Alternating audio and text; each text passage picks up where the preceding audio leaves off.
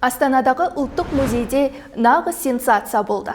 Жұрт дизайнерлерді емес, көптен көрінбей кеткен Әсел Құрманбаеваны талқылап жатыр. Қазақстан Fashion Week аясында ол Динара Сәтжанның ең басты қонағы болды. Жұрт оған бойы ұзын, келбеті келіскен деп тамсануда. Расында, Мисс Қазақстан атанғалы 25 жыл өтсе де, Әсел сол баяғы мінсіз қалпын сақтап қалған.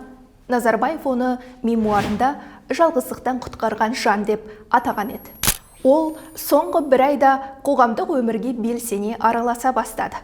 Жақында ғана оның жаңа фотосессиясы жарияланып, желі қолданушыларын таңғалдырды.